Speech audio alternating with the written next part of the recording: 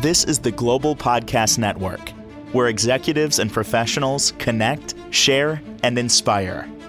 Stay tuned for the conversations that drive success.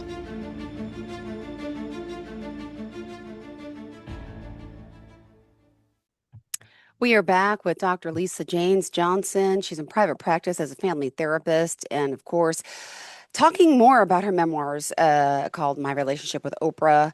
And we're going to get to a lot today. If you haven't met her yet, you're in for a treat. It's excited to have her back here. And in our last interview, you described seeking a spiritual solution, really, to her physical and emotional problems with food, applying those recovery principles to her work with those suffering from domestic violence and child abuse. Then, on the 10-year anniversary of the assault, one of the convicted assailant's lawyers came to her door unannounced to ask her support for his early release, but without any amends or apology for the harm done or her or the community. So, Lisa, how did your family of origin support you or not support you? Or did they provide that foundation to help you with your long life dedication to restorative justice? Thanks. Yes, they absolutely did. I think one of the things when I really think about the foundations of the work that I do now, a lot of it came both not just from my parents, but my parents' parents and goes back a few generations. I grew up in Chicagoland, and the whole Oprah thing is significant for me because I was just surrounded by TV and newspapers, and Chicago had several television stations, public television as well as the major television stations. The Jackson Five were living in Gary, Indiana, which was the neighbor to the right next door to where I grew up, maybe 10 miles from my home. I grew up watching soap operas like All My Children and One Life to Live when our housekeeper would come to clean. My parents would listen to news radio in the morning. Um, and then as I got older, it was more like the media of radio, of WLS, and the loop, classic music. And as I got older, my boyfriend's band introduced me to WXRT, Chicago's finest rock. And that's really the foundation of the sports. I call it sports ball. There's Cubs and the White Sox and the Bulls and the Bears. And I was there for the three-peat from the Bulls and the when I remember seeing the Bears win the Super Bowl. And it was around the time Phil Donahue was starting and taping his show in Chicago. This is when Oprah came along. So I was really surrounded by all this media, not just from Chicagoland, but also the newspapers. My mother wrote for the newspaper. My father worked in community service. We were all involved in making the world a better place. One of the things I think was really foundational about my parents is they were both very involved in community service. My dad grew up in the Chicagoland area, in the Rogers Park in Chicago, and my family goes back to the Chicago fire. We have an old family story that we can tell over and over again, and I do often tell the story of the Chicago fire, different versions for different audiences about how my family survived this disaster and how everybody pulled together in the community. I also come from my mother's side of the family, where my mother's mother and her parents marched on Washington for women's right to vote Wow. in 1913. Both my grandmothers were presidents of the League of Women Voters. My mother was a president of the League of Women Voters. My family was involved in making decisions about what happens in our community, not because they were running it for office, but because they were those kinds of citizens. And my mom was a newspaper reporter while I was in high school. My dad worked as a safety engineer in the steel mill. So he studied international relations. He would have loved to do like international relations and gone do, negotiations like a diplomat, but he ended up being a safety engineer and helped people not get hurt or damaged or seriously or even killed, seriously killed, Wow. working at the steel. So Ah, my parents gave me this legacy yeah, of community service. I call it a social justice marriage. yeah. They met at University of Chicago, and they were at a World Federalist Association meeting, which was the organization that started the United Nations. So it gives you a sense of the kind of people who I was being raised by. While my dad had a master's degree from Loyola and his undergrad from University of Chicago, and my mother went to college when I was in high school to get her degree as a drug and alcohol counselor. So they both were taking their careers and making a difference in the world as well. So I really had this strong foundation of people who were involved in making the world a better place, even before what happened to me. So, Oh, well, thank you for sharing that. Now, it was during your freshman year of college, right, that you were the victim of an assault. And could you talk a little bit about that and how your parents supported you through those years? one of the things that I was really impressed by from my parents is how they were a team when it came to parenting in a way that they would they each knew what their strengths were and would each take different roles in providing the kind of care I need. You might expect that my mom was the kind of person who's there with her arm around me, comforting me when I was crying. Nope, that was my dad. That was my dad for me. My mother was the person who was over there arranging and making sure that I had everything I needed in order to get my needs met from kind of other people, including my older sisters when I was younger. But she was the kind of person who, if I was throwing up, my dad was rubbing my back, and my mom was asking if I wanted me to go to wanted to go her to go to the store to buy ginger ale. They were just that kind of divide and conquer parents. And my mother being a newspaper reporter, by the time I was going to court, she would go into the courthouse during the courtroom when there was a separation of witnesses. And I would sit with my dad on the bench outside, and he would help me feel comfortable and safe and ready to prepare and go testify in court while my mom got to get all the information about the stuff that I couldn't hear because of the separation of witnesses.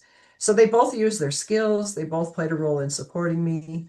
My mother was instrumental in getting me into mental health care immediately afterwards. She had gone to school to become a drug and alcohol counselor while I was in high school, and she even volunteered, signed me up to be in the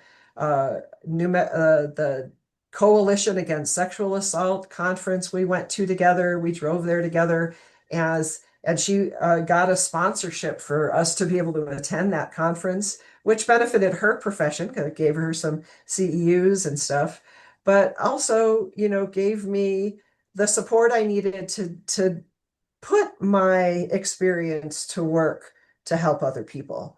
My mother wasn't just modeling that for me, she was like actually supporting it. She would type my papers when I would write a paper in school because I wasn't a great typist. I didn't have that great. And my dad was a different kind of support person. He would go with me whenever I had to talk, whenever I had to testify. He was with me when I was hypnotized by the detectives to make sure that nobody manipulated the information, especially me. He was there at my side to protect me. So they both worked very closely together to provide the kind of loving support I needed to get through the trials and to stand up for what was right and stand by my side. Um, so Yeah. that was impressive. I think my parents were very exceptional in that. Oh my goodness, really was. And now, by the time you were on the Oprah Winfrey Show, right? So you thought really that you were finished with the legal system, right? But what happened? Well, I didn't know at the time, and nothing had happened yet at the time. But at that point, once I thought that was over with, and I was going on to try to work on making a difference in the world, um, I I was definitely using some of the dysfunctional behaviors that I also learned in my childhood, eating, substance use, that kind of thing, that was a coping mechanism that I also learned in my family that was different from that wasn't necessarily the healthiest thing, but it gave me some security, some safety, to get through the difficult time of trying to, in college, I really studied how people recover from sexual assault. And then when I became a therapist, by the time I became a therapist, I had gained enough weight that I was over 300 pounds. And so I realized when I was trying to work and help other people that I needed to get a handle on my own relationship with food and drugs and alcohol in order to really, truly help people.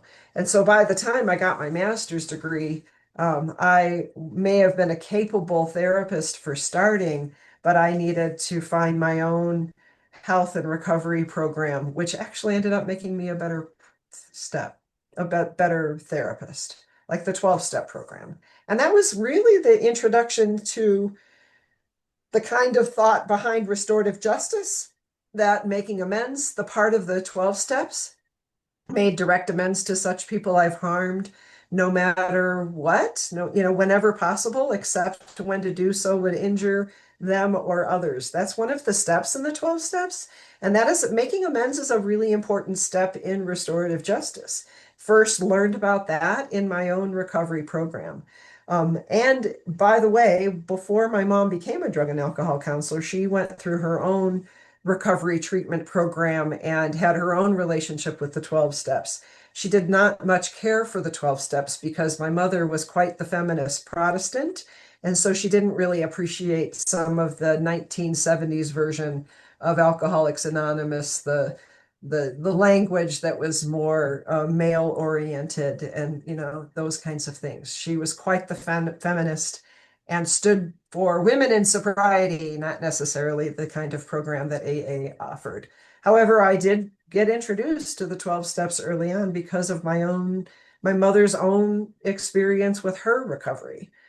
So that foundation also, even though she didn't ascribe to the 12 steps, by the time I was an adult and I needed for my own food recovery, I took that program and applied it not only into my personal life, but then I learned how to use those Yeah. concepts to heal relationships where there Wow. had been child neglect, domestic violence, those kinds of things.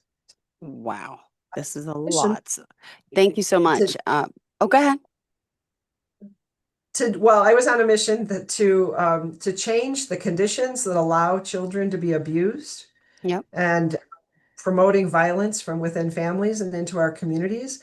I truly, truly believe the reason that somebody pointed a gun in my face and hurt me is because of the conditions that cause those people to think that's the only option for their management survival in the life. When I sat there thinking this, when I was in court, and Hill, who had been a year younger than me at the day of the assault, I thought about the fact that he's another high school student. He's another 18-year-old. He's another young adult. But you know who he was? He was a young adult who grew up in Gary, Indiana.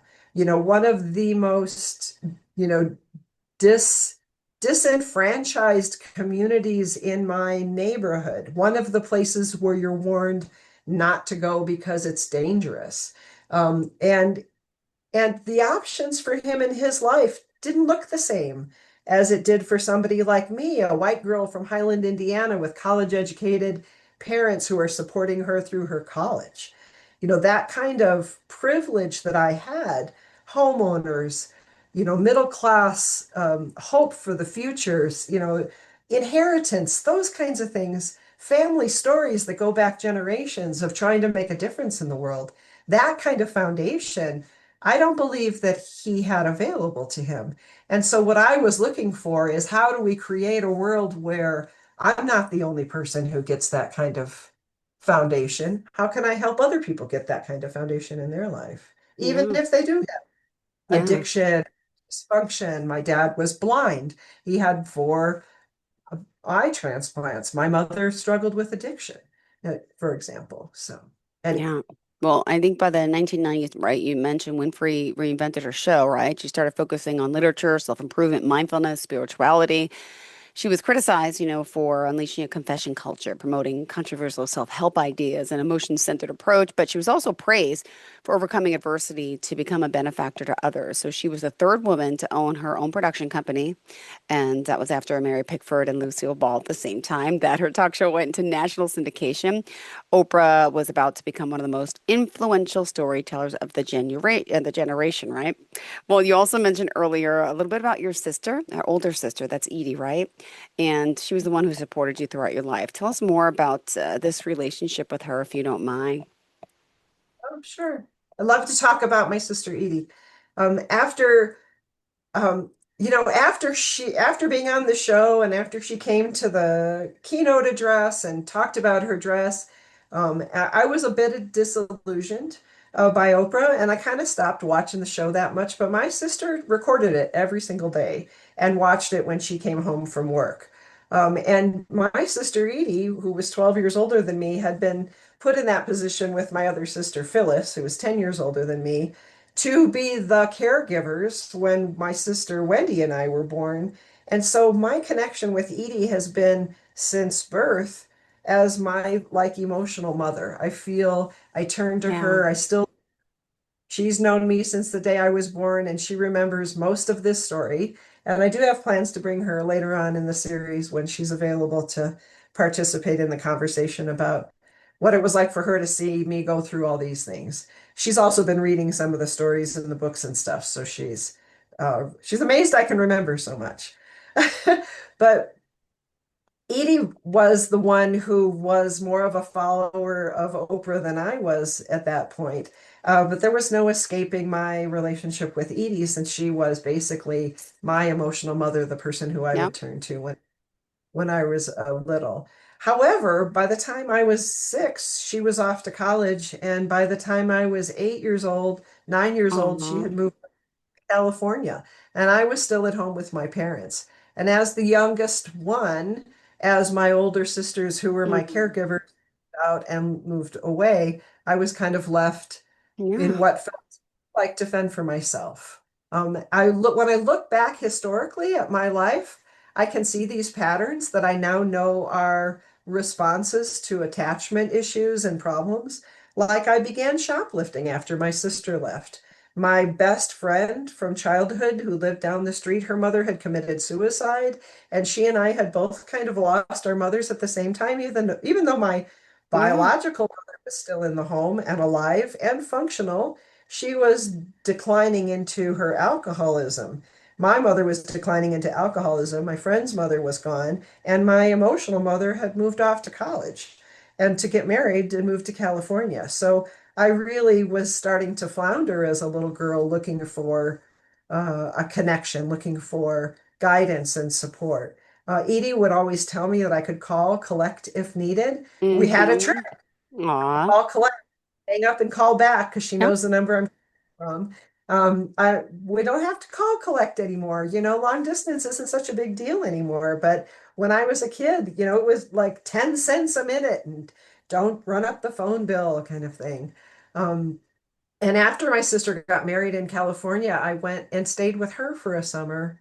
And she really, when she looks back and talks about this time, she was Hmm. really trying to demonstrate that she could do a better job parenting me than my parents were doing, since obviously I was getting in trouble for shoplifting. Yeah. And Ah.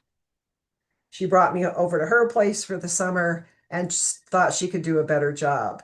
I did not do much better at her house. I was just as, yeah, adventurous, I guess we could call it. She was telling me not to play with the candles, and she came home one day and all the wax was melted into her Ah. carpeting. Yeah, I was not an easy 9-year-old for her to care for while she was learning how to be a school psychologist. So she's also another role model for psychotherapy. My sister became a school psychologist. My mom became a drug and alcohol counselor. And as adults, she thought she could take a better care of me, Yeah. but she had her own challenges with that. Um, one of the things that seemed to be a big issue in my family was my weight. How much I weighed, how Yeah. much I ate. was a big deal for me, for my family. And even before the incidents when I was younger, she found um, I had dance class. I still love dancing and I do aerobics and those kinds of things, videos and those kinds of things for exercise. But I was the fat kid in the family. And so whenever my mother was supposed to go on a diet, I was supposed to go on a diet too. And you know what? Wow. Whenever my mother was off the diet, she would sneak off and say, "Ooh, don't tell dad. We're going to go out to eat and it'll be our little secret." So I became my mother's diet partner and secret keeper. I also was supposed to be the secret keeper for my sisters, who, in order to use the car when they were teenagers, they had to take my sister Wendy and I with us. And so if they were doing something in the car that they weren't supposed to do, according to my parents, I was supposed to we were all supposed to keep our sister secrets. And Oh, sister secrets and mommy secrets, don't tell dad secrets aren't really healthy for a no. 4, 5, 7, 8-year-old little girl. I wasn't that good at being a secret keeper. And my relationship with food and advanced like the relationship with my mother in and out of, I thought I was connecting with my mom when I'd be on the diet with her. And um, I also had really difficult experiences with physical PE classes. It was just really a rough childhood when it being the fat kid. Um, but Edie was the person who introduced me to loving myself from the inside out. And she and introduced me to Weight Watchers and to exercise videos. And she tried her very best to find the finest education in child psychology that for me. My sister Um, shared all the resources that she learned about her own self-acceptance with me and encouraged me to be, the best I can be. One of the things I really was impressed by with my sister Edie is one of her best friends had facial deformation that affected the way people perceived her best friend. And she saw how differently people behaved based on beauty and appearance. My mother was a person who also really poo-pooed beauty as a power move, if you know what I yeah. mean by Yeah. that. Then she had 4 beautiful daughters, so there you go. But the my sister Edie taught me more about things like achieving health at any size or fit or fat and learning to come from self-acceptance and identification rather than from a place of shame, guilt, or diminishing myself. Um, so that's, the situation with my sister going that when I was 9. Once I came back, I had to fend for myself again. My Both of my sisters had moved out of the house. My oldest sisters, the sister that was 2 years older than me was still at home, but she was, more my peer than my caregiver. And my mother declined into alcoholism and needed to go into inpatient treatment by the time I was 11. So the alcohol was present, the food was present. Yeah. There was a lot going on in my childhood then. Oh my goodness. Well, unfortunately, we are out of time, and I want to talk more about your sister, your return, after when you return. So, can we continue and pick this up next week? Is that okay? Absolutely. Perfect. Absolutely. Thank you so much. And how can we reach out to you in the meantime? Well, you can visit the website to see the progress with the book and the podcast, myrelationshipwithoprah.com. And if we're looking for referrals for counseling, it's lisajohnsonlmft.com. Perfect. Thank you so much. And looking forward to speaking with you again. Thank you for all this insight and speaking about this and helping so many with your story and your journey. Thank you. Bye bye. See you. This is the Global Podcast Network, where executives and professionals connect, share, and inspire. Stay tuned for the conversations that drive success.